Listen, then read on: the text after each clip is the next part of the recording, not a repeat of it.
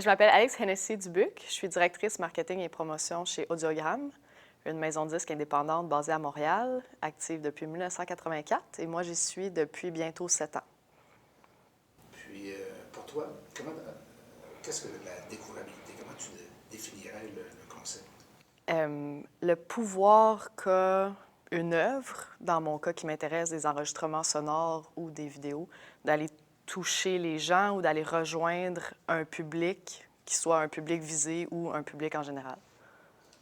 Tu disais plutôt que tu avais commencé chez Audiogramme en 2010? En 2012. 2012? Ouais.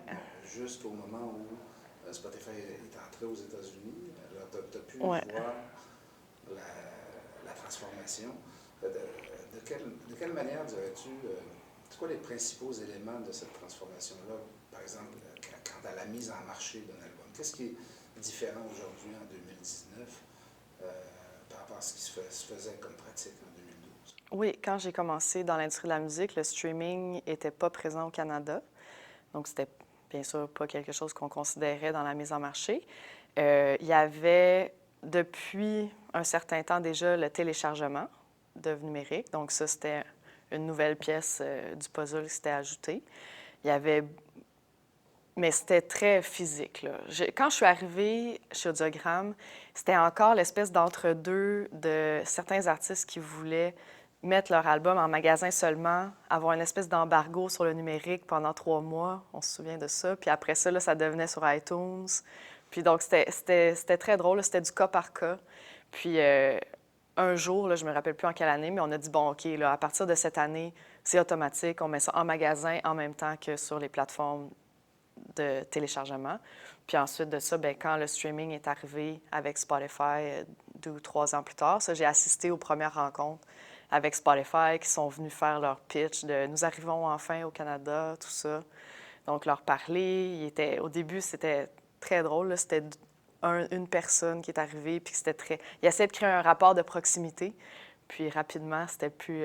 c'est devenu très opaque, là. Donc, ça a été plus rapide là, en ce qui a trait au streaming, pour nous, en tout cas, selon mon expérience, que ça a été pour le téléchargement. Alors, tu disais qu'au début, c'est Spotify qui était intéressé à aller vous rencontrer pour Oui. présenter la plateforme. Oui, une représentante de Spotify est venue à Montréal, a rencontré les labels, chez un label qui a accepté de tenir la rencontre. Puis ils nous ont expliqué comment ça allait fonctionner, le processus, les playlists. C'était très nouveau. Puis il y en avait quelques-uns qui disaient, bon, mais comment est-ce qu'on va faire de l'argent avec ça? Puis ils nous ont montré une espèce de grande équation. C'est très drôle quand j'y repense, ça. Ça faisait longtemps que j'avais pensé à ça. Mais ils essayaient de créer un rapport assez intime avec la plateforme pour qu'on embarque tout de suite, que ce soit un ami. Puis, en quelques années à peine, c'est devenu un processus assez distant. Ils sont à Bon, c'est sûr, nous, on est à Montréal, ils sont à Toronto, ils n'ont pas de représentants au Québec. On a perdu un peu ce contact-là privilégié, disons. C'est encore un peu mystérieux comment certaines chansons se retrouvent dans certaines listes de lecture. Donc, tu as vu en direct le rapport de force, d'une certaine manière, se transformer entre la plateforme qui est en demande, qui a besoin d'une présence, en tout cas, sur le territoire, puis donc que les maisons de disques placent leurs disques sur la plateforme. Bien, transformer. Je veux dire, c'était leur opération de charme du début, mais on n'a pas été leurrés en pensant que ça va être nos amis pour la vie. Là. On a vu comment ça s'était passé dans les autres territoires aussi. Ça faisait un bout de temps qu'ils étaient aux États-Unis, puis encore plus longtemps en Suède. Mais je sais pas, je pense pas que ça s'est transformé. Je pense qu'il y avait un contact plus direct au départ parce qu'ils voulaient s'assurer que ça fasse pas comme avec iTunes 10 ans avant, que ça a pris du temps pour plusieurs artistes d'accepter de mettre leur catalogue en ligne. Je pense qu'il y avait ça aussi. Puis, tu disais, je suis intéressé à comprendre comment vous travaillez avec eux, justement, pour... Ouais. Tu disais, on ne comprend pas toujours pourquoi telle chanson se retrouve sur telle playlist. Est-ce que vous, lorsque vous lancez un album, est-ce que vous faites des démarches auprès d'eux pour essayer d'être sur certaines playlists précises? C'est quoi votre stratégie avec les plateformes? Oui, donc nous, ce qui est un peu intéressant, si on peut dire, c'est qu'on est avec un distributeur numérique qui est Sony Music Entertainment, donc un major, qui assure la distribution physique et numérique de toutes nos œuvres. Parallèlement à ça, on a un contrat direct avec Apple iTunes. Ça, je pense que c'est semi-public, là. Je ne sais pas si on peut vraiment dire ça, mais en tout cas, ça, donc, moi, j'ai les deux côtés. J'ai le pitch qu'on fait via un intermédiaire, qui est Sony, notre distributeur, et j'ai le pitch qui est plus direct, que je parle directement à la personne qui travaille chez Apple. Donc, le processus qu'on suit, qui est sensiblement le même, en sachant qu'il y a un intermédiaire dans un des cas, c'est qu'on respecte leur délai, donc une espèce de 6 à 8 semaines d'avance. On les avise qu'on va avoir une œuvre qui va sortir. Quand je parle d'œuvre, c'est parce que ça peut être un single, un album, un EP. On leur dit, il y a ça qui s'en vient, telle date. Ils vont nous dire, OK, qui est cet artiste? Combien il a vendu dans le passé? Quel est son historique? Qu'est-ce que vous prévoyez faire pour mettre en marché? Est-ce que vous allez mettre de l'argent? Combien vous allez mettre? C'est qui les équipes? Qui est-ce que vous engagez? Pourquoi est-ce qu'on devrait s'intéresser à cette chanson-là? Puis, il faut en donner le plus possible et on s'en fait demander. C'est fou, là, toute la liste d'affaires qu'ils nous demandent. Puis des fois, bien, c'est une chanson qu'on sort, on y croit, c'est le fun, là, mais on ne va pas aller en campagne télé pour promouvoir la chanson. Donc, c'est comme s'ils demandent énormément, puis c'est comme s'il faut prouver qu'on va avoir une grosse stratégie avant qu'eux puissent donner un coup de main ou embarquent ou s'intéressent même à l'artiste ou à la chanson. Puis, quand ça fonctionne bien, quand il y a une bonne réception, Oui. ils voient que vous faites des efforts pour promouvoir l'artiste, oui. Le résultat concret sur la plateforme, c'est quoi? Donc ça, c'est toujours mystérieux. On le sait le jour même de la mise en marché. Ils ne se commettent jamais. Ils ne vont pas dire oui, wow, une chanson de même Pierre Lapointe. Elle va être sur le cover de telle playlist, elle va être à telle position dans telle playlist. Donc ça, habituellement, sont assez réservés là, par rapport à ça. Des fois, on a des échos d'intérêt. Mais ça va être vraiment le matin de la mise en marché qu'on va voir si ça se retrouve sur Nouvelle Musique Canada, dans des playlists. Des fois, on suggère des playlists. On dit on pense que la musique irait bien dans telle liste de lecture. Ça aussi, c'est quelque chose qu'on fait. Mais les résultats concrets, il faut aussi les alimenter. Il faut leur dire hey, on dirait que vous êtes passé à côté de telle chanson. Des fois, c'est aussi plateforme par plateforme. Il y a certaines chansons sur une plateforme qui va être vraiment, là, coudonc, il y a donc bien des streams sur cette tune-là. Comment ça, sur cette plateforme-là, elle stream autant, tandis que l'autre, elle ne stream pas. Des fois, c'est les intérêts internes qu'on ne connaît pas parce qu'on n'a pas de feedback concret. C'est pas comme en tracking radio que tu t'assois devant le directeur musical de la station puis que tu dis, il va te dire, regarde, c'est pas notre son, on a trop de chansons comme ça ce mois-ci, peut-être le mois suivant. Il n'y a pas de contact aussi clair que ça. Mais vous voyez en temps réel combien il y a de streams de chacune des chansons. Tout à fait. Oui. Mais en radio aussi, on sait combien il y a de spins. Aussi. Puis, est-ce que vous faites affaire aussi avec des influenceurs pour essayer justement de faire tourner davantage les chansons? Des influenceurs comme des boîtes qu'on paierait puis qui nous feraient... Des personnes, souvent, il y a des individus qui se spécialisent justement dans la recommandation de chansons. Oui. Non, on ne fait pas ça. Du tout. Non. Tu connais-tu le service Filter qui appartient à Sony? Oui. Puis ça, vous n'utilisez pas ça? En fait, vu qu'on est avec Sony, de facto, oui, mais c'est pas un service. Je veux dire, on ne paye pas pour ce service-là parce que ça appartient à Sony, puis eux, ils soumettent les chansons là-dedans. Donc oui, on a des chansons qui sont dans les playlists de Filter. Mais c'est une espèce d'attrape d'algorithme qu'ils mettent 60 % de leurs chansons à eux, 40 % de catalogue de d'autres majors. Puis nous, c'est comme si on passe dans le catalogue de Sony. C'est comme s'ils font un amalgame de tous leurs labels distribués. Mais on paie... Non, c'est ça. Donc, je ne sais pas si d'autres personnes pourraient avoir recours à ce service-là de façon monnayable, là, mais nous, non.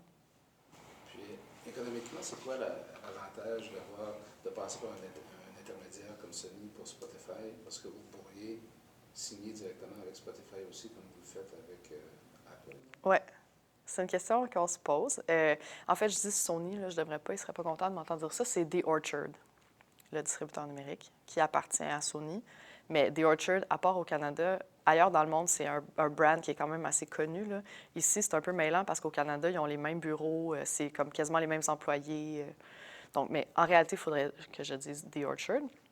Et c'est très drôle parce qu'il y a 2 semaines, j'étais à South by Southwest et j'avais un meeting avec le VP, le Senior VP et développement des affaires de The Orchard. Puis j'ai dit, qu'est-ce que ça fait être avec vous autres? Puis pas directement. Puis c'est dur à dire, c'est pas tangible. C'est des relations qu'ils ont, qui forgent au fil du temps. Je pense que la plus-value est là quand on travaille plusieurs marchés en même temps. Si Audiogramme, nos artistes, étaient seulement au Canada et qu'on voulait seulement que ça fonctionne juste au Canada, je pense qu'on pourrait faire un bon travail en étant direct chez Apple, chez Spotify, chez Amazon, Google. On pourrait parler directement à tout ce monde-là puis faire les pitchs individuellement. Donc là, j'en ai nommé 4. Il faudrait faire 4 fois les pitchs, puis ça serait ça. Mais là, quand on pense aux États-Unis, tous les marchés des États-Unis, quand on pense à la France, à la Belgique, à la Suisse, à l'Allemagne, à la Scandinavie, tous ces marchés-là, il faudrait que j'aille une équipe dans chaque pays qui parle à toutes ces personnes-là. Donc, pour moi, c'est pas viable. J'ai parlé à mes collègues d'un autre label que je n'aimerais pas, puis qui se posaient la question, qu'est-ce qu'on fait? Est-ce qu'on continue avec un distributeur numérique, leur contrat est arrivé à échéance, ou est-ce qu'on y va, on se dit, OK, go, on engage 2-3 personnes, puis on fait ça toutes nous-mêmes, on distribue plateforme à plateforme dans tous les territoires qu'on vise. La tâche est monumentale. Puis auprès de Spotify, est-ce que tu crois que ça vous donne une meilleure place, peut-être un meilleur positionnement de passer par un joueur important comme Sony? Je pense que oui.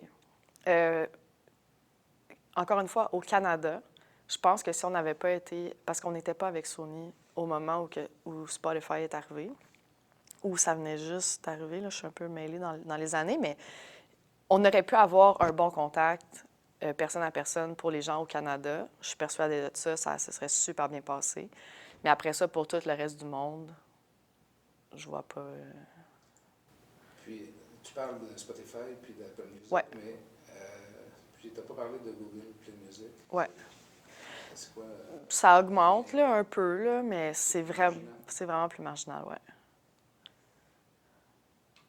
On fait des fois, encore une fois, bon, tu sais, ça serait justement un truc qu'on pourrait se pencher si on est en direct avec eux, mais là, dans ce cas-ci, j'ai pas trop à y penser. Sony nous font parvenir, ils nous disent, il y a une promotion pour tel genre d'artiste, est-ce que vous voulez être mis de l'avant dans la plateforme? Tu sais, c'est aussi ça le travail d'un distributeur, là, c'est de nous aviser de toutes les possibilités offertes par chaque plateforme, puis des plateformes, il y en a. Quand je vois sur mon dashboard là, qui appelle, là, il y a des dizaines de plateformes. On ne soupçonne pas l'existence parce que c'est dans des marchés de niche, mais quand même, c'est important que notre musique s'y retrouve. Puis, est-ce que vous avez affecté beaucoup de ressources aux plateformes?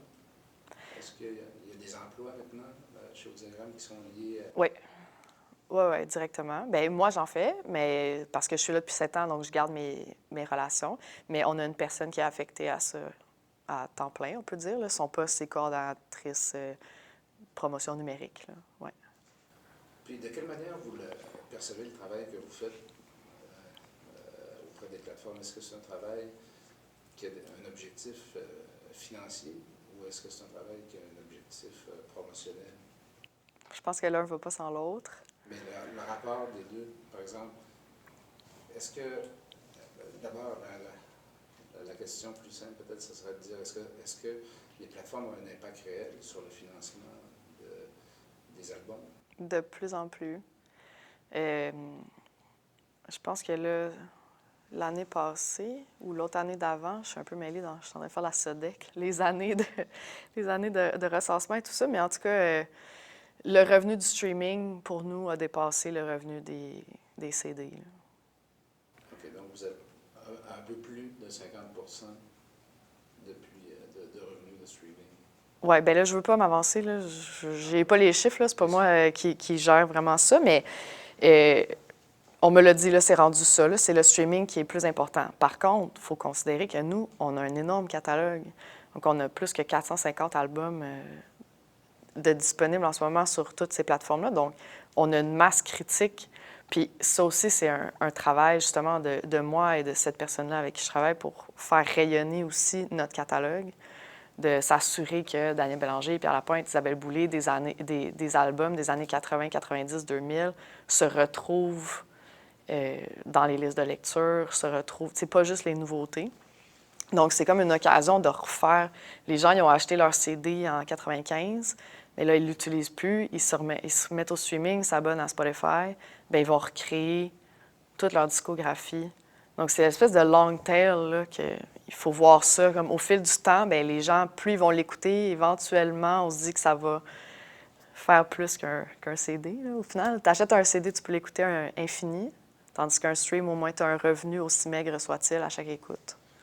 Donc, vous, en ayant un catalogue avec de nombreux succès à partir du début des années 80, fin 70, début 80, vous direz? Premier album, c'était un succès. Nouvelle d'Europe de Paul Piché. Paul Piché, c'est ça. Coché oui, coché non. Mais non, bref, oui, on a beaucoup de succès des années 80, 90, 2000. Les plateformes permettent une revalorisation de ces chansons-là. Oui. Est-ce que vous avez une idée, c'est un sujet que je trouve vraiment intéressant, de voir de quelle manière, quelle est la proportion, je dirais, des chansons du catalogue d'il y a 20 ou 30 ans, Mm-hmm. quelle est la proportion des revenus qui sont issus de ces chansons-là qui ont un peu plus d'âge? La proportion, je ne peux pas vraiment vous répondre, là, mais je sais que c'est plus marginal. Là, on le sent, le shift, si vous me permettez l'expression. Depuis les 2 dernières années, là, les gens ils se mettent au streaming, même mes parents. Donc, tu sais, là, on le constate. Là, quand je vous parle de rebâtir sa discographie, c'est vraiment là qu'on le voit. Mais sinon, même il y a 2 ans, les nouveaux albums de nos artistes qui sont les plus, pas âgés, là, mais avec le plus grand nombre d'albums. Ma phrase est tout croche, mais disons un artiste comme Daniel Bélanger, qui est encore très écouté, très aimé, et les gens sont attachés à ses premiers albums encore, même s'il continue à sortir du nouveau matériel, bien, son nouveau matériel était quand même ce qui était le plus écouté sur les plateformes. Donc, ça veut dire que c'est vraiment la nouveauté qui est quand même poussée sur ces plateformes-là. La nouveauté qui est mise de l'avant, tout ça.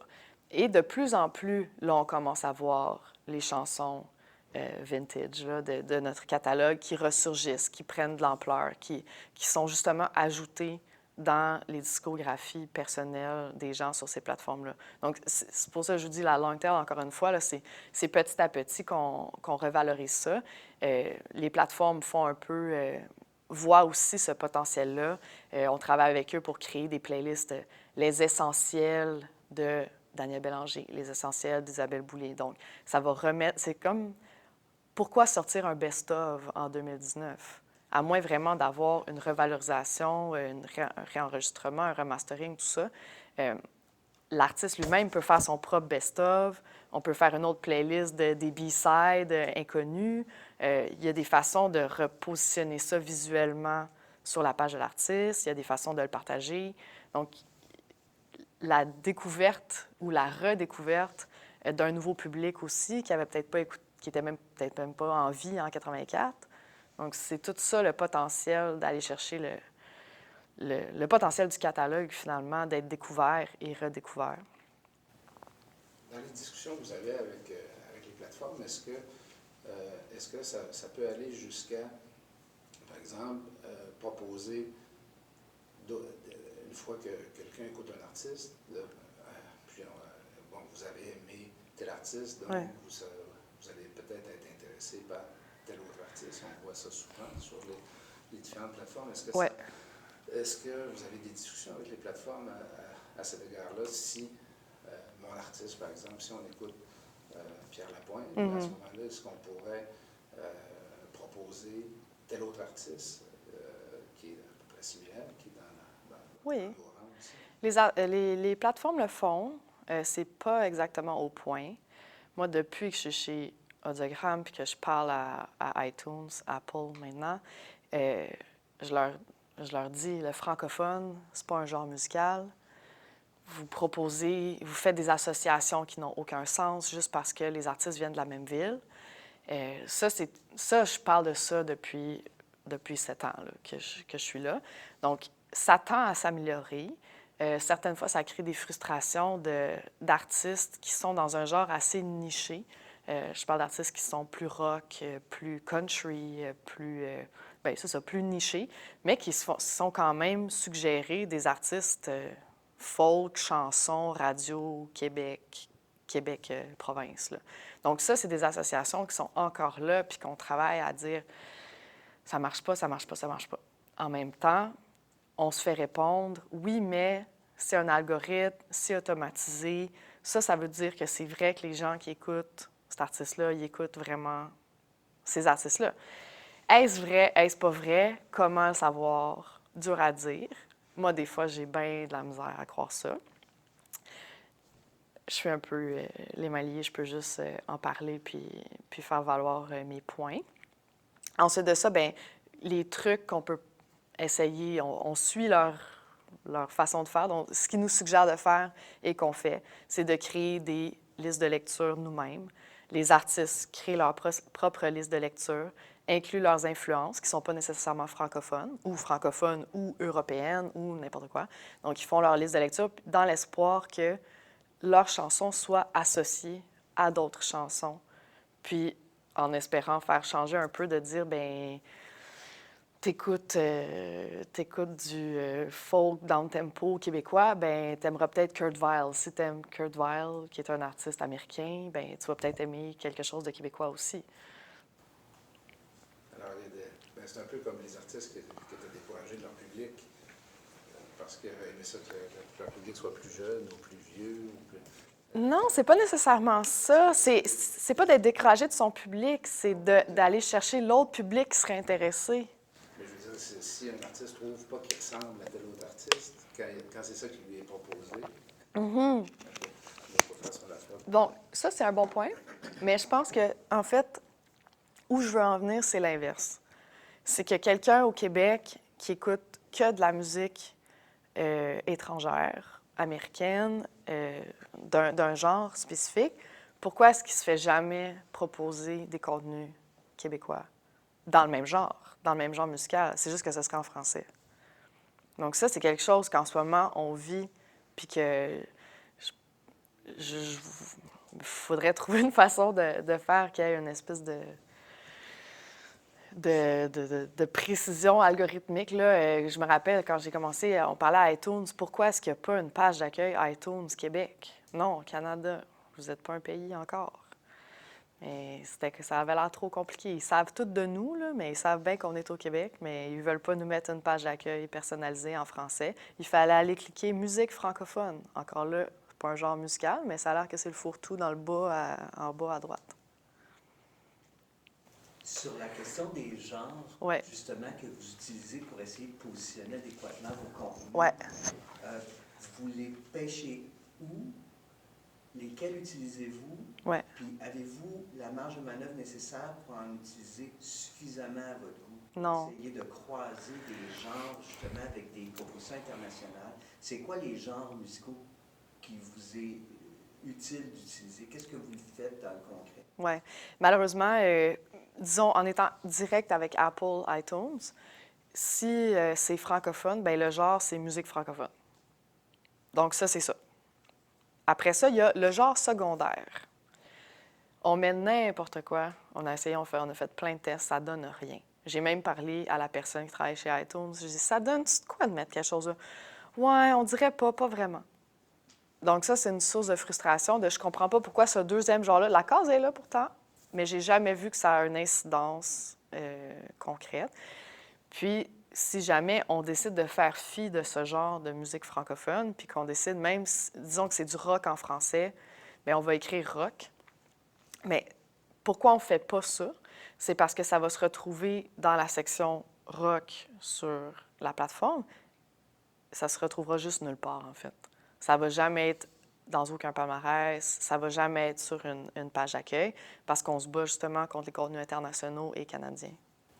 Donc, il n'y a qu'un seul genre qui est vraiment déterminant chez Ouais, Apple. ouais. Est-ce que c'est le cas pour les autres plateformes aussi? Pour les autres plateformes, c'est plus nébuleux. iTunes, c'est vraiment le cause à effet. Là. On peut voir, là, il y a comme 8 ou 9 genres musicaux qui sont mis de l'avant sur la plateforme. Il faut sélectionner parmi ceux-là. 8 ou 9, c'est pas beaucoup. Là. Des fois, alternatif, ça a le dos large, là, disons. Et c'est ça. Pour ce qui est des autres plateformes, c'est plus dur à dire. Là. C'est moins comme fait comme iTunes, là, qu'il y a vraiment des genres. Mais oui, il y en a, mais ça se recoupe plus. Quelles sont les informations que les plateformes peuvent vous donner sur votre auditoire, sur les personnes qui sont intéressées par vos artistes? Bien, ça aussi, c'est plateforme par plateforme. Donc, ils vont nous dire combien par semaine, combien nous écoutent en ce moment même, combien de personnes ont écouté l'artiste dans le dernier mois, combien de personnes ont écouté telle chanson et ils viennent d'où. Ah, c'est ça, vous pouvez avoir la localisation géographique. Oui, sur Spotify, ils donnent ville par ville. Sinon, ouais. Sinon, Apple, c'est plus disons, large, c'est par pays. Il faut aller plus fouiller, mais ouais, c'est... Est-ce que vous pouvez avoir le sexe? Est-ce que vous pouvez avoir le groupe d'âge? Ouais. Ouais. Est-ce que vous avez à payer pour obtenir ces informations-là? Non. Alors, il y a un partage des données quand même assez... Oui, mais on peut pas... On sait que Spotify, par exemple, ils peuvent aller rejoindre ces gens-là. Puis ils font des fois des espèces de petits... pas des concours, là, mais ils font des récompenses à certains super fans. Ils sont capables de savoir, disons, qui a écouté une chanson plus que 5 fois par jour pendant 60 jours d'affilée, mettons. Là, ça, ils vont dire, OK, cette personne-là est vraiment malade de cette chanson-là. Puis, ils ont fait des espèces de recoupements comme ça. Puis, ils ont fait des récompenses, disons. Ils ont écrit à ces gens-là, puis ont dit, hey, on a vu que tu aimais vraiment cet artiste-là. Est-ce que ça te tente d'avoir une expérience VIP avec, mettons, un show à Toronto, venez les voir. Là, c'est comme 15 super méga fans. Tu sais qu'ils sont méga fans, ils ont écouté la chanson 5 fois par jour d'affilée, c'est malade. Là. Fait qu'ils savent tout, qu'est-ce que tu écoutes, tout de toi. Donc, ils ont accès à cette information-là. Pour l'instant, ils ne le partagent pas avec nous. Donc, ce data-là pour les rejoindre. Là. C'est pas... Ils disent que c'est pas dans leur plan. Moi, je pense que c'est sûrement dans leur plan de, justement, est-ce que ça va être monnayable? Est-ce que ça va être... Je sais pas. Qu'est-ce qui est possible en ce moment? On ne l'a pas fait encore, nous. On est en pourparlers, mais on va peut-être le faire bientôt avec un de nos artistes. C'est de mettre en vente une tournée. Donc, il faut que ça soit plus qu'une date de spectacle. Là. Donc, mettre en vente des dates de spectacle, toutes les annoncer aux fans de cet artiste-là sur Spotify. Donc, un fan, qu'est-ce que ça veut dire? Bien, tu peux peut-être aller recouper. Là, est-ce que ça va être les gens qui ont écouté l'artiste dans les 6 derniers mois plus que 10 fois, disons. Là. Ils vont essayer de recouper ça comme ça. À ce moment-là, vous pourriez avoir une promotion ciblée. Oui, c'est ça. Donc, eux, ils vont envoyer un courriel, là, les courriels qu'on reçoit de Spotify, en disant une nouvelle tournée alert, pré-vente exclusive aux fans sur Spotify. Donc, les gens cliquent sur ce lien-là, puis ils peuvent aller chercher des billets. Est-ce qu'il y a des différences entre les plateformes dans justement l'opportunité de vous donner de vous transmettre des données? Énormément, oui. Donc, Spotify, ce sont ceux qui sont le plus transparents avec les artistes, avec même les fans. Si on va aller sur Spotify, vous allez voir combien de fois la chanson a été streamée. T'sais, c'est pour ça, je trouve que ça a été vraiment dans leur avantage de faire ça. Les artistes, ils en peuvent plus. Wow, 1 million de streams sur Spotify, regardez ça. Tandis qu'Apple Music, pas moyen de savoir. Bien, moi, je le sais parce que, je veux dire, j'ai accès à la plateforme de l'autre bord, là, mais les fans, ils ne verront jamais combien il y a de streams sur une chanson sur Apple Music. Et Apple Music vient juste, ça fait même pas quelques mois qu'ils ont mis en ligne l'application Apple Music for Artists, là, comme que les artistes peuvent aller voir justement d'où viennent leurs fans. C'est ça que les artistes y aiment. Ils aiment voir qu'est-ce qui réagit, qu'est-ce qui fonctionne, est-ce que ma musique est écoutée. Donc, on dirait qu'Apple, ils sont un peu en retard là, avec ça. Je pense que ça leur joue des tours parce que les artistes n'ont pas le goût de partager des trucs d'Apple Music. C'est tellement opaque. Là, c'est vraiment des expériences personnelles. Tu sais, je pense qu'il y a des artistes qui ça fonctionne super bien. On a un artiste qui va bientôt avoir 1 million d'écoutes sur Spotify avec une de ses chansons. Mais moi, je le sais que cette même chanson-là, elle a été écoutée 2,3 millions de fois sur Apple Music. C'est bien plus le fun, mais on ne peut pas le partager parce que personne, pas de moyen de le voir. Donc oui, ça, c'est juste un contre l'autre, là, mais oui, ils ont toutes leurs particularités. Qu'est-ce qu'ils partagent pas. Vous, est-ce que vous avez compris quelque chose au mode de rémunération des plateformes une fois qu'ils vous envoient combien vous recevez, disons, à chaque mois? Est-ce que c'est clair pour vous de quelle manière vous êtes rémunéré pour les streams que vous avez? Ben oui, c'est clair, là. Ben je veux dire, c'est constant dans notre cas, là. On a un deal de distribution, puis c'est ça qu'on reçoit. Comme je veux dire, Vous voulez dire au départ? la mécanique de Ouais. rémunération des plateformes, est-ce que c'est quelque chose qui est clair pour vous, vous comprenez bien, ou c'est quelque chose qui reste opaque, vous recevez un certain montant, mais c'est pas très clair pourquoi? Bien, on reçoit un montant par écoute. Donc, c'est assez clair, là. Mais je veux dire, d'où vient ce montant-là, par contre? Effectivement, un peu, je me ramène au premier meeting que j'ai eu avec eux autres, ben, meeting, espèce de rencontre qui nous expliquait. Puis eux, qu'est-ce qu'ils disaient, c'est que ils nous avaient expliqué ça en disant ça reste à voir combien vous allez être payé par stream parce que ça va dépendre des revenus, puis ça va dépendre des streams. Donc, plus il y a de streams, moins tu es payé, en réalité. C'était un peu ça leur point, parce que si la totalité de la plateforme est streamée 1 million de fois, ce qui est rien, mais qu'ils ont des revenus d'1 million, mais ça ferait que tu as $1 par stream. En gros, c'était comme ça leur calcul, là. Mais on sait, c'est totalement opaque. On ne sait pas combien de revenus rentrent, on ne sait pas combien de personnes sont abonnées, on ne sait pas combien de revenus publicitaires, on ne sait pas. Bon, il y a plein d'affaires qu'on ne sait pas. Fait que c'était impossible pour eux de nous dire combien que ça allait revenir pour un stream. Puis ils pouvaient encore moins nous le dire parce qu'ils ne savaient pas combien de personnes allaient utiliser la plateforme. Ce qui est certain, c'est que les streams gratuits rapportent moins que des streams payants. Donc, on le voit, bien ça, encore là, c'est un tarif, là, on le voit là, dans nos rapports. L'évolution des revenus au cours des dernières années, est-ce que vous avez observé, donc il y a un transfert vers le numérique, oui, ouais. Mais est-ce que le déclin s'est poursuivi, est-ce qu'il est arrêté, est-ce qu'il y a une remontée maintenant des revenus des productions, des nouvelles productions? Bien, il y a une remontée, mais rien à voir avec ce qu'on faisait avant. Je veux dire, la remontée n'est pas assez grande pour pallier à la baisse qui était tellement extrême. On perdait 25 % à chaque année du montant précédent, là. Donc, c'était ça, là. Puis, mais en 2019, c'est encore économiquement rentable de produire un album. C'est encore possible. Économiquement rentable, je n'oserais pas m'aventurer là-dedans, là. Non. Ça dépend. Ça dépend. Il ne faut pas voir les sources de revenus sont fragmentées. Je veux dire, il y a les éditions, les droits d'auteur, les droits voisins. Oui, il y a les streams, mais il y a un peu des CD, il y a les spectacles. Il faut le voir comme une entente globale, là. Si on se dit vraiment les revenus purs d'écoute et d'achat et de téléchargement d'enregistrement sonore, non. Ce qu'on a vu avec iTunes. Bien, des fois, là, mais rarement. Avec iTunes, les données qu'on a eues à l'époque où le téléchargement était très populaire, ouais. C'était qu'il y avait une concentration encore plus grande de la consommation, particulièrement chez les jeunes, sur la musique américaine. Mm-hmm. La musique québécoise était encore moins présente dans les téléchargements qu'elle l'était dans la vente d'albums physiques. Ouais.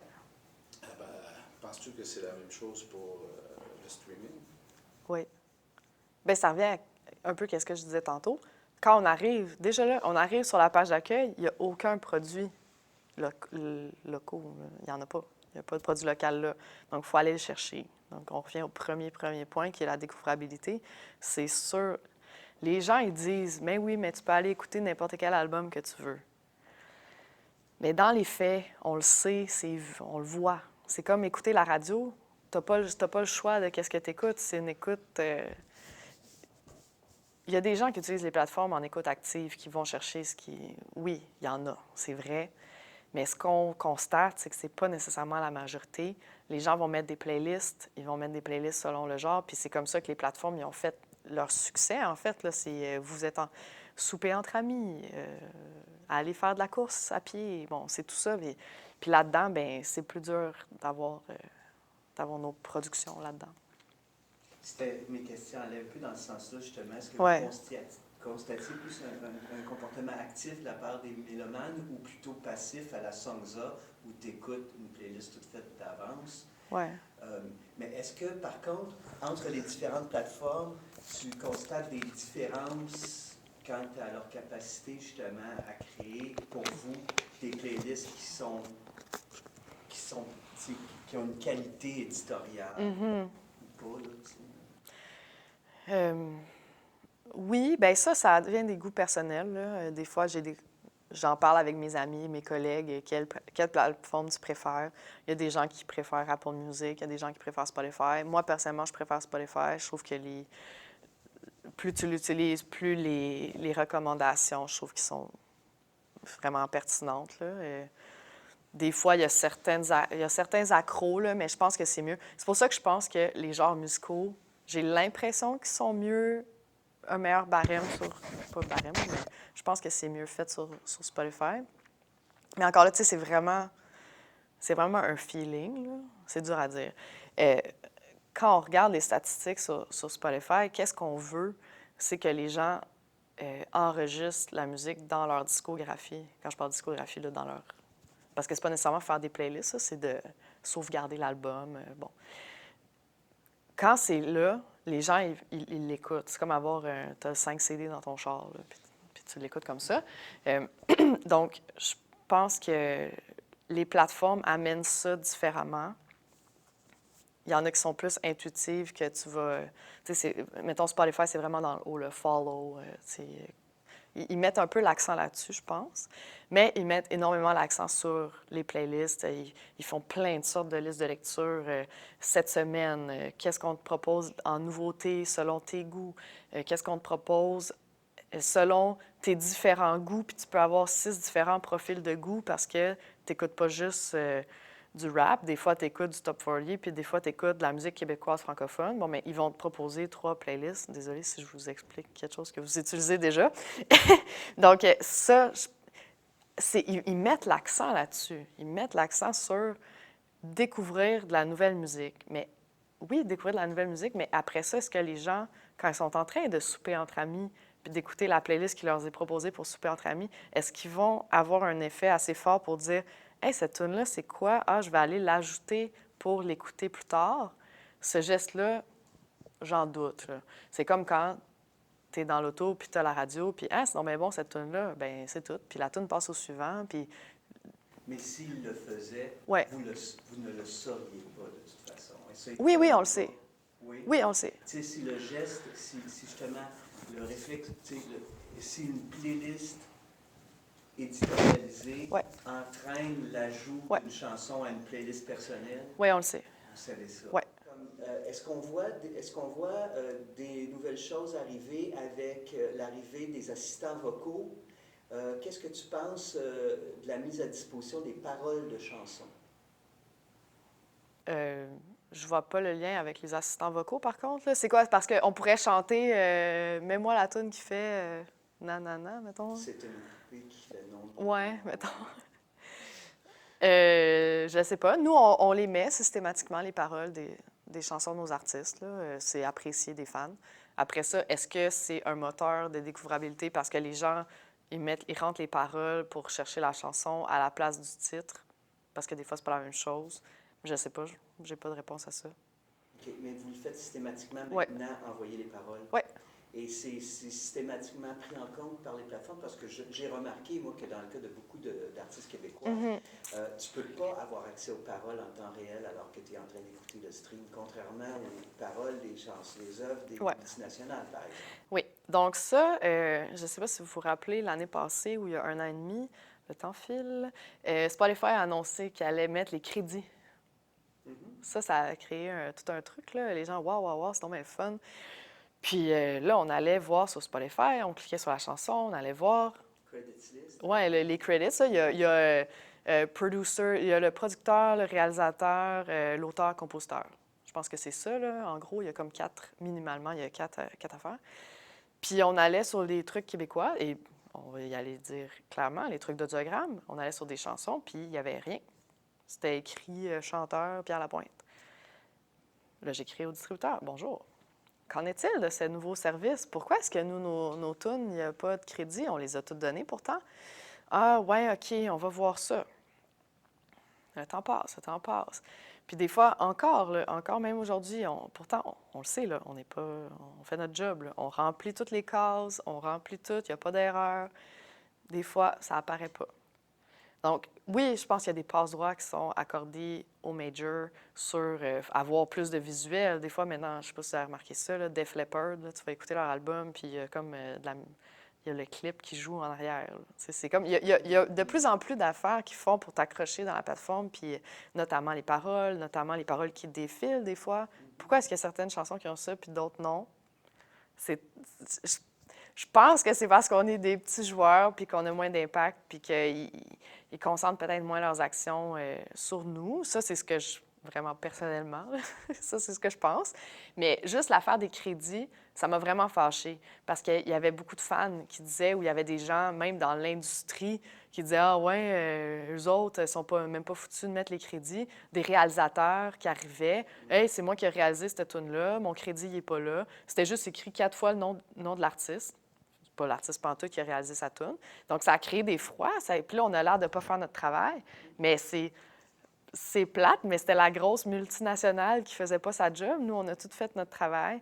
Je pense que quand ils ont annoncé ça, bien, c'est sûr qu'ils n'ont pas fait le travail d'aller voir chaque chanson, chaque œuvre. Imaginez comment ils en ont. Là, donc, c'est comme si les erreurs arrivent, mais les erreurs arrivent avec notre matériel. Effectivement, ça pourrait vous être reproché. Ben oui. Là, tu nous confirmes que vous faites le boulot. Ben oui. Et ça pourrait être le fun, peut-être, parce que je vais passer à travers ces questions plus techniques, mais ça pourrait Ouais. être le fun de voir si collectivement, l'ensemble des labels québécois, mis ensemble par le biais de leur association, pourraient faire de quoi pour faire changer l'attitude des plateformes à l'égard des efforts que vous faites, mais qui ne semblent pas donner des résultats. Ouais. Mais avant d'aller là, je serais curieux de voir aussi, de ton point de vue, pendant longtemps, c'est les vidéoclips qui étaient le moteur de l'industrie de l'enregistrement sonore.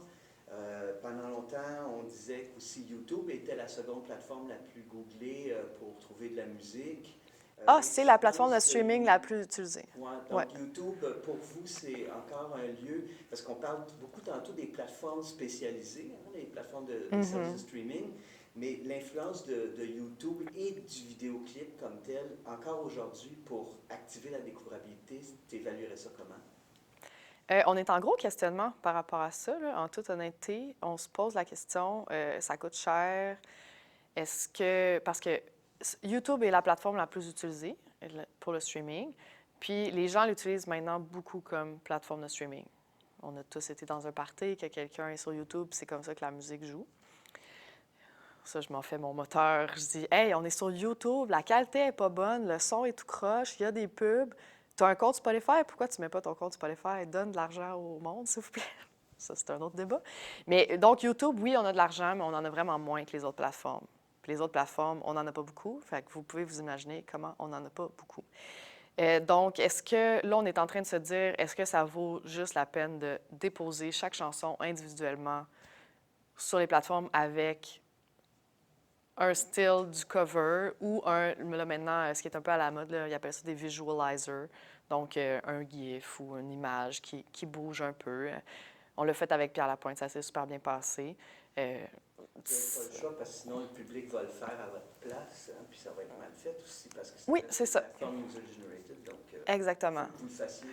Oui, c'est ça. Mais Puis, est-ce que ça a une incidence, est-ce que vous êtes en mesure d'évaluer l'incidence que ça aurait sur l'écoute de vos répertoires dans les plateformes payantes de streaming? Est-ce qu'on voit une cause à effet entre le fait d'occuper l'espace sur YouTube puis le fait... ben, cause à effet, quand on sort un vidéoclip, c'est comme une nouvelle pub qu'on sort, en fait. C'est juste une occasion de créer du nouveau contenu puis de faire parler de l'artiste. Donc, moi, je le vois comme on se paye une mini-campagne de pub qui dure une semaine, voire même 48 heures, là, quasiment. Puis ensuite, c'est de s'assurer que tous les liens, tous les crédits, tout ce qu'on peut utiliser dans la plateforme pour rediriger ailleurs, à l'extérieur, c'est sûr qu'on le fait. Ça, Ouais. vous avez des stats des click-through? Ouais, Ouais. c'est faible. C'est faible parce que les gens sont là, ils l'écoutent déjà. Donc, c'est dur de faire migrer. Pourquoi tu l'écouterais ailleurs quand tu es déjà sur la plateforme? Est-ce que vous regardez les commentaires sur YouTube? Ouais. Est-ce que vous faites, justement par rapport à la question de l'analyse statistique, c'est-tu quelque chose que vous faites tous les jours, tous les semaines, tous les mois, regardez, tu sais, la lecture statistique, Ouais. vous faites ça à quelle fréquence puis avec quel genre d'intensité?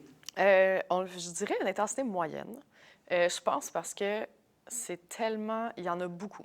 Il y a énormément de data. Je pourrais passer ma journée à regarder nos ventes, nos streams, tel album, tel album. Nous, on sort une quinzaine d'albums par année, sans compter les rééditions, sans compter tous les singles, les vidéoclips. Donc, on a quand même assez souvent de la nouveauté. Donc, il faut tracker, permettez-moi, cette nouveauté-là. Où est-ce qu'elle a été écoutée? Où est-ce que ça a le mieux fonctionné? Où est-ce que ça a moins bien fonctionné? Est-ce qu'on peut rediriger des gens vers les plateformes où est-ce que ça a moins bien fonctionné? On n'est pas une grosse équipe, là. On est juste deux, là. Il y a moi puis ma collègue qui, elle, c'est vraiment son travail de faire ça. Donc, il y a beaucoup de choses à regarder. Je pense que des fois, on en échappe. Je pense que c'est dur d'être à l'affût de 100 de ce qui est possible.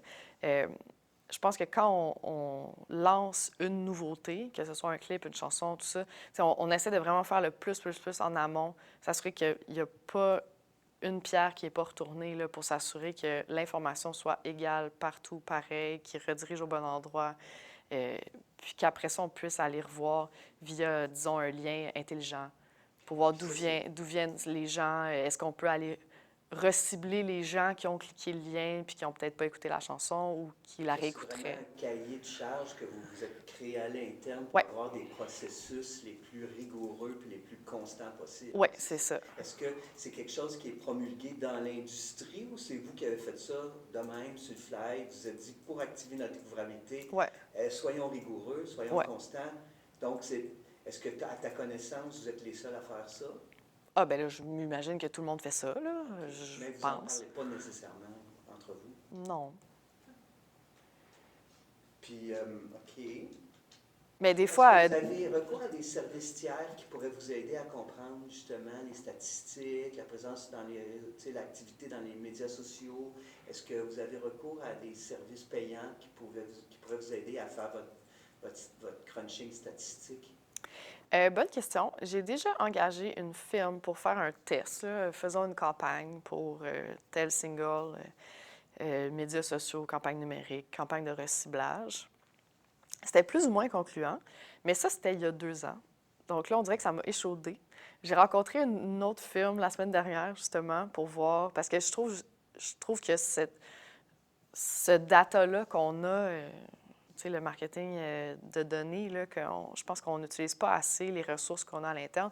On a, ça a l'air vieux jeu, là, mais une liste d'infolettres où les gens qui se sont abonnés avec leur email aux infolettes des artistes qui sont assez ouvertes, là, c'est quand même assez important pour nous. Donc, d'aller rechercher ces gens-là qui sont clairement intéressés à nos artistes, puis qu'est-ce qu'on pourrait leur fider de plus, ou ils en veulent, là, ils se sont inscrits, puis ils ouvrent les emails, là, ils ne se désabonnent pas. Là, donc, ça, c'est quelque chose que je pense qu'on devrait aller rechercher. Je pense que l'infolette, là, ça a l'air un peu vieux jeu, mais ça revient un peu. Les gens, they tailor their experience dans leur boîte courriel. Je pense qu'il y a ça qui se passe.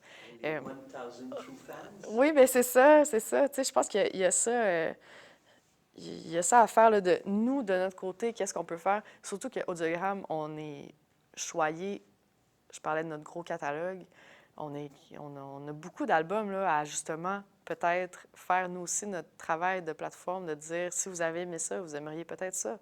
Donc, je pense qu'il y a ça qui mérite d'être plus exploré. Là. Je parle de façon personnelle chez Audiogramme. Encore là, on n'a pas tant de ressources que ça. C'est plus difficile.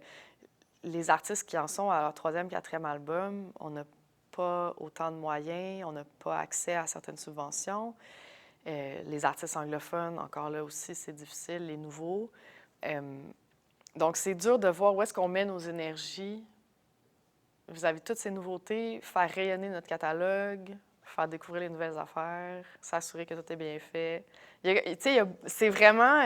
c'est drôle. Ouais, c'est complexe. Puis je suis là-dedans avec une nouvelle employée. La fille qui est coordinatrice marketing, elle avait juste d'arriver. Puis on reparle vraiment beaucoup de ça. Puis, écoute, il y a donc bien des affaires à faire, finalement. J'ai une dernière question, Oui. même c'est la dernière. Une dernière question qui va en droite ligne avec ça. OK. Évidemment, tu peux être appelé à travailler aussi avec l'artiste lui-même Oui, ou elle-même, bien sûr. avec sa gérance, ainsi de Oui. suite. C'est quoi le rôle des sites web officiels aujourd'hui? Puis, est-ce que vous vous assurez, par exemple, d'optimiser les résultats de recherche de ce qu'on appelle les knowledge graphs ou vraiment l'optimisation des résultats de recherche pour les sites officiels des artistes? C'est quoi le rôle de l'équipe artistique et le rôle du site officiel de l'artiste dans l'équation de découvrabilité plus globale? Parce qu'on voit des gens qui ont tendance à abandonner le site officiel pour se déplacer vers une page Facebook, par exemple. Okay. Il y en a qui ont scrappé, ils disent qu'il y a tellement plus de fréquentation de notre site officiel qu'on va mettre nos efforts ailleurs. Vous, le site officiel, puis sa façon d'être découvert par des recherches organiques dans Google Search, ça joue quel rôle pour vous maintenant? Il est encore très présent. Là. Nous, on fait attention à ça quand même. Là. Les sites de nos artistes, on les entretient bien. On s'assure que justement qu'ils arrivent le plus haut possible. On utilise les tags là, de Google Analytics. On regarde ça. Justement, je parlais de reciblage via l'infolette, mais on a aussi le reciblage via les gens. On a installé un pixel, là, puis s'assurer que les gens qui visitent le site Internet, bien, ils soient ciblés avec d'autres publications potentielles. Si quelqu'un a visité le site d'un artiste, bien, peut-être que dans les semaines suivantes, s'il y a une tournée de cet artiste-là dans sa région, il va peut-être être sur Facebook puis il va voir une pub. Ça, c'est un des exemples. Mais essentiellement, le site web de l'artiste il est utilisé pour, on le voit, là, les dates de spectacle, puis de la redirection vers les plateformes d'écoute. Parce qu'on veut... Il n'y a rien à faire avec quelqu'un qui est sur notre site. Là. Il faut qu'il aille l'écouter, il faut qu'il aille le downloader. La musique, je veux dire. Donc, c'est un lieu de passage assez rapide. Oui, c'est ça, c'est ça. Les gens ne passent pas plein de temps là. Puis avant, certains... Ça a été comme la mode, là, les artistes qui faisaient plein d'affaires. On veut qu'il y ait une animation quand tu arrives. Là. Non, non, non. Si les gens sont sur ton site, ils veulent voir tes dates de show, ils veulent écouter ta musique. Mais ta musique, elle ne vit pas sur ton site, elle vit sur d'autres plateformes. Puis vous utilisez des choses comme schema.org pour référencer les dates de show, justement, des plugins comme GigPress, ça dit quelque chose? Non, on n'utilise pas ça. Non, ce qu'on utilise, c'est Songkick, parce que c'est aussi ce qui se retrouve sur Spotify. Donc, pour que les dates de show se retrouvent sur Spotify, on utilise Songkick. Puis, on a notre truc à l'interne là, de dates de show qui met les dates de show en même temps sur le site d'Audiogramme puis le site de l'artiste. Mais c'est vraiment pas compliqué, là. Mais ça, c'est ce qu'on utilise. Encore une fois, c'est dur de ne pas s'éparpiller avec tous ces outils-là. Je préfère que les dates se retrouvent à 1, 2, 3 endroits puis qu'ils soient exacts, qu'il y ait des erreurs. Parce que quand il y avait Bands in Town, Songkick, un autre dont le nom m'échappe, n'importe qui peut ajouter des dates de show dans ces affaires-là. Donc, des fois, le diffuseur rajoute quelque chose. Un fan a vu que l'artiste était en show. « Ah, je vais l'aider, je vais ajouter la date. » Il y a des doublons, il y a des erreurs. Donc, ça aussi, il faut faire attention à ça. Donc, je préfère avoir main mise sur le moins d'affaires, mais que ce soit Moins, mais exact. que ce soit correct. C'est ça. Une dernière question, Oui, peut-être sur l'avenir, justement, où est-ce que, oui. vers quoi on se dirige, à ton avis? Est-ce que, la faiblesse de la rémunération des plateformes, est-ce que la complexité d'opérer à travers ces systèmes-là vont nous appeler vers autre chose, à ton avis, ou est-ce que les plateformes sont là pour rester? Bien, je pense que les plateformes sont là pour rester, mais idéalement, il y aurait un mode de rémunération qui serait plus juste et intéressant pour les artistes. Mais c'est juste, j'ai ça en tête, là, vu que Jean-Robert vient juste de parler du rôle de la disque, là, de la promotion de tout ça. Je pense que c'est dur pour la disque ou du RAM ou n'importe quoi de parler à ces plateformes-là parce que on est comme lié avec un contrat, on passe par un distributeur. Nous, en ce moment, on va avec le distributeur le distributeur, lui, il représente des centaines de labels, donc on a l'impression que c'est dans son intérêt aussi qu'il y ait plus d'argent. Mais est-ce que c'est un peu comme nous, qu'on a 450 œuvres distribuées, puis que chaque artiste, bien, nous, on en a beaucoup, mais après l'artiste, il y a moins. Nous, on est le moins dans le plus gros des majors. En tout cas, je m'exprime un peu mal, là, mais c'est parce que ce que j'avais en tête avec la disque, là, c'est que, un exemple parmi tant d'autres, là, mais en février, je me promenais sur le site de Montréal en Lumière, puis j'entends une espèce de tune, pas rapport de Foreigner, je pense, pendant que les gens ils se promènent avec l'espèce de téléphérique. Là. Pourquoi c'est pas une tune d'un artiste québécois? Pourquoi c'est pas de la musique québécoise ou canadienne intéressante qui joue là, de la musique?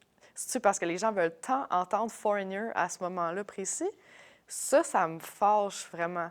Comment ça, il n'y a pas cette promotion-là de nos talents locaux? On rentre dans une boutique, tout est fait à la main à Montréal. T'entends du Taylor Swift. C'est ça que je trouve que cette promotion-là, même à l'échelle vraiment locale, là, pour ça que je dis, on dirait que je ramène ça au local. On dirait que même ici, à Montréal, à Québec, on se promène puis on n'entend pas nécessairement nos artistes, mais comment ça? On dirait que c'est ça que je trouve que les gens, ils vont soirée entre amis sur Spotify, puis ils mettent ça, puis c'est Foreigner qui joue. Mais pourquoi c'est pas nos artistes? Ça, je pense qu'il y a quelque chose à faire là. Une espèce de campagne de sensibilisation de nos entités locales. Je sais pas, il y a de quoi là, on dirait. Là. Mais, ouais. Ouais, je pense qu'à chaque génération, il y a ce défi-là de rendre de coolitude de la musique québécoise. On dirait qu'avec les jeunes, surtout, on part toujours de loin. Ouais, c'est toujours la musique américaine. Mais c'est sûr que les jeunes, ils vont.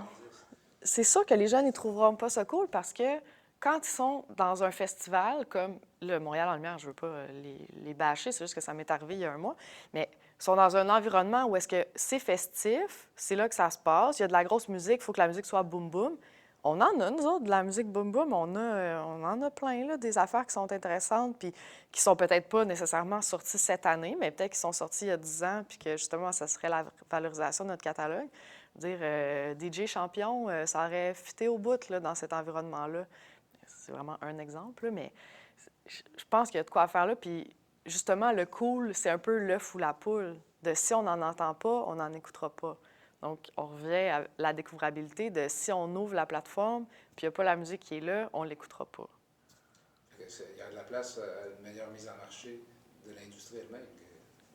Un peu comme, ouais. Je sais pas, l'exemple qu'on donnait ce matin, c'était le lait. Ouais. On a réussi à rendre le lait québécois, l'impression que le lait québécois est peut-être meilleur qu'ailleurs, que le lait d'ailleurs. Oui, c'est ça. Mais c'est juste dommage que quand on pense à la musique québécoise francophone, on pense à Gilles Vigneault. Là. Ben oui, c'est ça, mais c'est aussi beaucoup, beaucoup d'autres choses. On dirait que dans les lieux publics, c'est quelque chose qui m'interpelle, puis que les gens, c'est une écoute passive, que tu es obligé, mais que tu peux quand même, tu vis ça, puis tu l'intériorises, puis après, ben, peut-être que tu vas agir puis l'écouter de par toi-même, ou pas. Mais dans les deux cas, l'artiste va être rémunéré parce qu'elle va être entendue, puis ça sera pas Foreigner. Dans le temps, il y avait beaucoup d'efforts qui étaient faits pour justement le positionnement du produit en magasin. À l'époque du physique, là, quand on rentrait chez Archambault, au coin Berry, puis Sainte-Catherine, c'est comme il y avait des gros efforts de notre industrie qui étaient faits pour qu'il y ait un certain équilibre dans les présentoirs, puis tout ça. Mais ça, c'est payant. Aujourd'hui, c'était payant ou ce n'était pas nécessairement. Parfois, le magasin gardait une discrétion par rapport à ça. Moi, je faisais ça. Quand je suis rentrée chez Audiogramme, c'est beaucoup ça, là. C'était payant. On payait le poste d'écoute, on payait... C'est ça. Ça ne l'était pas au début. Ah, Au OK. début, les magasins, ils faisaient ça à leur discrétion. Ouais. Mais, tu sais, bon. Mais là, toute cette question d'occuper l'espace, puis collectivement faire des pressions pour que l'espace soit adéquatement, nous soit adéquatement accessible Ouais. et équitablement accessible, là, je pense qu'on a un certain souci. D'après ce que j'entends, parce que nous, on le constate, on fait des tests et tout, Ouais. mais toi, tu es sur le terrain, tu le vois tous les jours, puis ça t'obsède parce que tu sais que les artistes, ils Oui. c'est encore plus Ça, c'est évident. sûr, là. Oui. Donc, tu sais, je pense que la question, justement, tu sais, on va sûrement avoir d'autres occasions de s'en reparler, mais la question de la visibilité et de la recommandation, c'est de toute évidence très, très problématique au moment où on se parle. Mais je pense que oui, là. Je pense, c'est ça. Pourquoi est-ce qu'on pense pas à nos artistes en premier? On dirait que je vois plus là, dans plein de sortes de sphères. Je veux pas baisser les bras là, avec les grosses plateformes, mais j'ai de la misère à croire, j'ai de la misère à voir comment est-ce qu'on pourrait leur mettre des quotas ou comment c'est... Non, mais on peut. Là, il y a un gros problème. Tu nous parlais un peu aussi le croisement des playlists. Ouais. Tu sais, même Spotify qui est génial, tu as les daily mix. Mais les daily mix sont saucissonnés par genre ou époque. C'est ça. Tu n'as jamais de croisement entre David Bowie et Peter.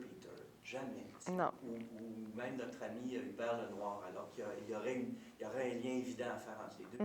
Mais ils ne sont pas rendus là encore. Non. Ils n'ont pas ce niveau de sophistication. C'est ça. C'est peut-être à nous aussi, comme industrie, puis gens préoccupés par l'avenir de la diversité culturelle, de faire pression pour qu'ils essaient d'évoluer dans le bon sens, plutôt que dans le sens de faire de la mise en valeur de répertoires des années 80 de Bruce Springsteen puis Foreigner. Ben c'est ça, oui. Mais il y a du travail. Oui. Bien, je te remercie beaucoup. Je pense qu'on a beaucoup de OK. matière. C'est assez. Oui, tout à fait. Excusez. À un moment donné, il faut arrêter. Parfait. quelque part. Ben oui. On a encore sûrement plein de choses. Oui, c'est ça.